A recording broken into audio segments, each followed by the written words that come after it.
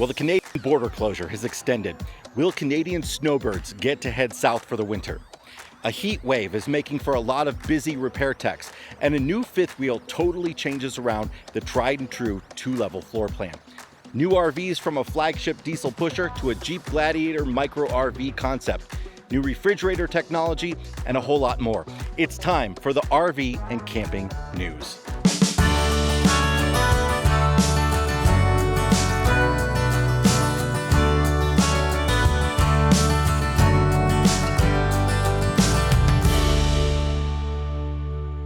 Coming to you from the beautiful, if creepily named, Massacre Rocks State Park here in Idaho, I'm Jason Epperson, and this is your latest in news for the RVer from RVmiles.com and the RV Miles podcast, available on any podcast app or right here on YouTube every single week. Well, the closure of the Canadian and United States border to non-essential travel has been extended to September 21st, and a recent poll of Canadians says that the vast majority of them hope that it stays closed through the end of the year.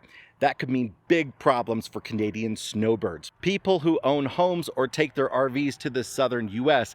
every single year for the winter. Most campgrounds across the U.S. may be heavily booked right now, but not along Texas's Rio Grande Valley, which is a popular snowbird destination. The season hasn't begun yet, and according to an article in Woodall's Campground Management, while people are ringing the phones off the hook at campgrounds in cooler climates, the phones are dead for winter reservations in southern Texas. 14% of Texas snowbirds are Canadian. There's also a concern that even American snowbirds might not make the annual migration over a concern of being in more populated places and getting stuck in another potential lockdown on the road. It's a problem for campgrounds, but it's also a problem for Canadians who live full-time in their RV. Not many want to try to get through a Canadian winter in their rig. This is the fifth renewal order of the border restriction since the coronavirus pandemic began. Speaking of busy campgrounds, Michigan's campgrounds and trails are reporting record attendance this summer as people try to find ways to get away during COVID-19. At Sleeping Bear Dunes National Lakeshore, July saw more than 590,000 visitors, topping last year's numbers by 20%.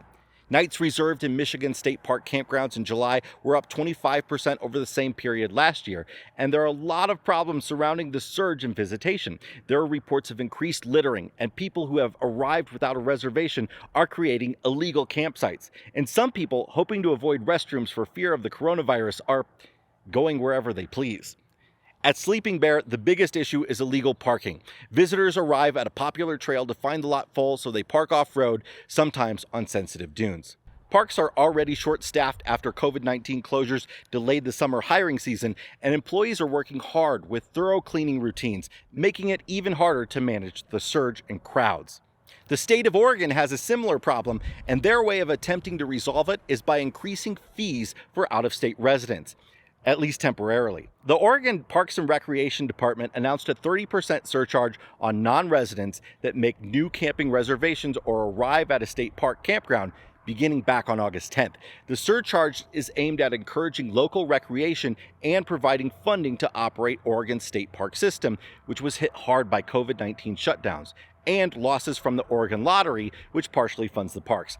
The shutdowns of campgrounds and day-use sites from March to June hit revenue to the tune of $22 million. The average cost for an RV site is currently $33 per night, but has increased to an average of $42 for non-residents. The surcharge is expected to raise $500,000 through the end of the year to help staff pay for cleaning supplies and other park operations. Well, a record-breaking heat wave is hitting a large swath of the country, particularly the Southwest, and another one is on its way. The temperature at Death Valley National Park hit 130 degrees last Sunday, marking what's considered to be the hottest temperature ever recorded on Earth. Death Valley's 1913 record of 134 degrees has been disputed as unreliable. Some electricity suppliers in California have instituted rolling blackouts for the first time since 2001. If you're out in the heat, drink lots of water, wear light-colored clothing, and take care of your pets. Hotels.com has taken direct aim at the summer RV boom. They encouraged people who have RV buyer's remorse to get their RV half-heartedly appraised for a chance to win free hotel stays from the hotel booking giant. The publicity stunt was short-lived. RV owners had just 7 days to enter, and the competition is over. But the stunt brings into sharp focus a different problem in the camping industry. We don't have our own version of something like Hotels.com or Expedia to book campgrounds virtually anywhere. Many have tried, but getting campground owners, who often don't even have a website, to pay for a reservation service is a tough sell. But there's a new reservation service out there that aims to provide campgrounds the option to add online bookings for no monthly fee. And they just received a big infusion of cash. Friend of RV Miles, Heath Paget, and co-founder Paul Ryan have been developing campgroundbooking.com over the last several years, and recently beat out more than 100 other entries to claim the top prize in a contest run by the Greater Colorado Venture Fund. It may be the first campground reservation site actually ran and founded by campers. Paget hosts the RV Entrepreneur podcast, helping traveling business owners find ways to succeed. Now, one of the hottest options on high-end RVs in the last few years is residential refrigerators that only run on 110-volt power, replacing the standard two-way propane and electric gas absorption fridge.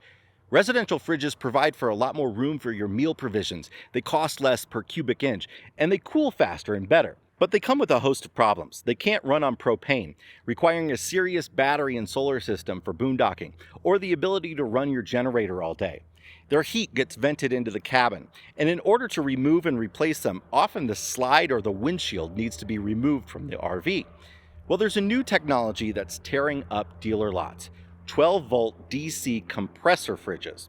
Check out this interview with Josh Winters, the RV nerd from Haylett RV in Coldwater, Michigan, on the Stressless Camping podcast for a really interesting and thorough chat about RV fridges, particularly the new 12-volt compressor fridges, which cool up to 5 times faster in SIP power.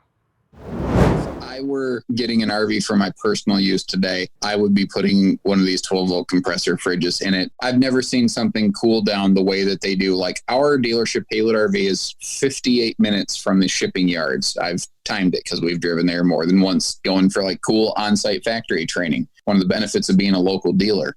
They show up from the factory. So here's what happens. RV gets built, and then a third-party shipping company grabs it, takes it to their shipping yard until it gets dispatched, and then it gets sent up to us. So it's not actually a factory person delivering these things. So this independent person who's never even cracked the door on this camper, who's never touched it, was nothing to do with any of the campers, shows up. And just from towing it here, just from the power coming through their truck, through the 7-way pigtail into the trailer, no pre-cooling, they are ice cold. They are ice cold inside, to the tune of, when it's hot and I'm doing my video tours, I'll crank them up and I'll leave the door open just to take the edge off. Wow, that's pretty cool. They're terrific. This technology has actually been around for a long time, but it's been refreshed and is largely being adopted by the RV industry. They're incredibly durable and pull only 2.5 to 4 amps DC. Winters believes these fridges will entirely replace residential fridges over the next few years. I'll put a link to the Stressless Camping episode in the description below. The peer-to-peer rental site RV Share was in dire straits earlier this year, laying off a majority of its workforce, but they've since roared back to life. As the Labor Day holiday approaches, RV Share says bookings for the weekend are up 50% over last year, and they expect that to be up over 100% by the time things are said and done. RV rentals are certainly trending just as strong as purchases, if not stronger, and a new company plans to make it even easier for people to fly out west and rent an RV right at the airport. A company called Blacksford has announced this past Friday that it has launched its first rental hubs right at the Las Vegas and Bozeman, Montana airports. The company has a fleet of Mercedes-Benz Sprinter RVs from Winnebago ready to go. Prices include the RV, unlimited miles to travel, a generator, bedding, supplies for the bathroom and kitchen, and if you still need a little bit of connectivity, there's unlimited Wi-Fi on board. There's also an annual pass to national parks included and 24-hour roadside assistance for the vehicle. Daily rates start at $199, or you can get what the company calls mini leases for those who want to spend a few months away. Those RV renters might have something else to be excited about. Gas prices aren't likely to increase for the Labor Day holiday, so says AAA. Gas prices may have peaked for the year at an average of $2.17 a gallon. That's down from $2.62 a year ago. The current average for diesel is $2.42, down from $2.95 at the same time in 2019. In new RV news, there's a new flagship model for holiday Rambler diesel pushers. The Armada 44LE features a long list of ultra-premium amenities, including the standard AquaHot 400D hydronic heater, which delivers 65,600 BTUs an hour through the subfloor in 7 exchangers. There's no noise, and it maintains an even temperature inside the RV, utilizing a diesel burner or shore power instead of propane. The Armada 44LE also features the largest shower stall in any RV ever made. Forest River's East to West RV has announced the new Tandera line of mid-sized fifth wheels, which the company says are built with the best construction techniques and components to minimize warranty problems and maximize customer satisfaction. East to West went out and identified the best-selling mid-profile floor plans in the industry and say they've improved on them significantly with features that deliver real benefits, not just cosmetic buyer triggers. Speaking of fifth wheels, here's something you've probably never seen before: a flat-floored fifth wheel. The new Palomino River Ranch features a single-level design that combines the storage capacity of a Class A motorhome with the towability of a fifth wheel. Engineers noticed the popularity of raised rear living room fifth wheels and asked, what if the whole thing were raised? The air conditioners have been removed from the roof and have been put in the basement, meaning the roofline is taller than most fifth wheels, going right up to the 13.6 legal limit. The River Ranch has 480 cubic feet of pass-through storage. The average Class A motorhome doesn't usually even hit 300 cubic feet. And the HVAC system is almost residential in that it utilizes the same ducting for heat and air conditioning, along with a residential-style air filter. As a sign of the times, the unit also comes with the COVID Clean Care package, which kills airborne pathogens in the HVAC and waterborne pathogens in the water system. The first River Ranch units are 42 feet long, 13,500 pounds dry, and will debut in October. My biggest question: who is the customer that needs to carry all that stuff?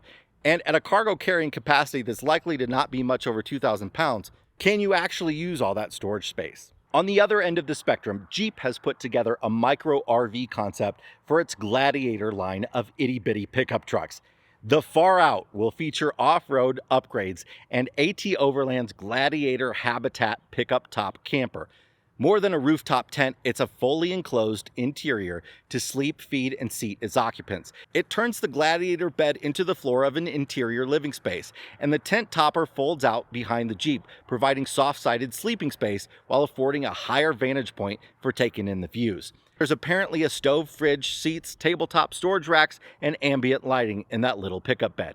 A cargo basket over the cab provides space for gear that won't squeeze between the camper furniture in the back. The Great American Outdoors Act has been signed into law, providing billions of dollars in funding to repair aging infrastructure in national parks and other public lands. What will it mean for RVers? Well, probably won't mean more campsites, bigger campsites, sewer, 50-amp electricity, and it shouldn't. But what it will certainly mean is better roads in national parks. About 50% of the Park Service's maintenance backlog is roads and bridges. Hopefully they'll repair an aging bathhouse or two while they're at it. You know, I've been thinking a lot lately about the state of the RV industry. After a great run of record sales, this year was supposed to be a bust. And it was my hope that the industry would take some time to rethink and modernize not only manufacturing methods, but sales and marketing and just the good old boy way of doing things. In some ways, I feel the industry is 20 years behind the automotive industry, or any other manufacturing industry for that matter. There's no automation, workers are paid very poorly, interiors are a decade behind trends. So it's with that I noted that RVtravel.com is celebrating its 20th year covering the industry from a consumer news perspective. And I talked to its editor, Chuck Woodbury, about the state of the industry. They've been cranking full speed, and people do not buy intelligently. They buy in emotion. I think this is one of the easiest industries to sucker people into. And then Camping World would be the leader in promoting 20-year loans where they're not making money on their $20,000, $30,000, $50,000 RVs. They're making it on warranties and stretching out people's payments for 20 years. And I've had people over and over write to me and said, I want to sell my RV, but they say that I have to come up with $10,000, $20,000, $30,000 to pay off the loan. They're so upside down. You drive an RV off the lot, a brand new one, it drops 25% tomorrow. And you still owe, if you put 10% down, or in some cases, they'll even do no percent down. Buyers go in, They walk into an RV and they look at it and they go, "Ah, this is so beautiful." And I listen to them at RV shows. I'll just listen, and they'll be going, "Oh, wouldn't this be great? We could take it out to the lake. We could do this. We could do that." And they're just dreaming. They don't look at anything. They don't even look to see that. To watch the television, they have to go, sideways. And and here's a little something that most people don't know. This is how the companies can cheat. There are regulations. The RVIA governs certain basic specifications that RVs have to be built to. So they'll say for every 10 foot of RV, there's got to be 3 plugs on, or 1 plug on each side. Well, this is just a little thing, but it's an example of what people don't notice is that manufacturer can put a plug in the bedroom, he can put one in the kitchen, and he can put one out front. Or he can put 3 really close together and save 10 foot of cable. And you can go into some RVs, rare, but you can go into the bedroom and there won't even be a plug, or it'll be so hard to find. I've had RVers say, "Gee, I get my heat comes out of a couple vents, but the one up front, it doesn't come out of." But if you could look underneath what's hidden, you'd find out that instead of taking the tubing, the piping, whatever, that feeds the heat to the front, instead of cutting it a little bit, it's easier for them to just wind it all in, all over the place and stuff it in there. And because it's not enough, it saves them on labor. Right. There's that, and so by the time that heat goes all the way around and loses a little bit, so things like that are that people don't see, that's the difference between a cheap RV and a really good RV. You can check out my full interview with Chuck coming up in a few days on this week's episode of the RV Miles podcast, available on any podcast app or right here on YouTube. That's it for the latest news. If you found value from this video, please take a moment to hit the subscribe button and the notification bell, or share it around your favorite RV Facebook groups. Follow RV Miles all over social media and check out the #1 rated RV Miles podcast on any podcast app, including Apple, Stitcher, Spotify, and Google Podcasts. See you next time, and keep logging those RV miles.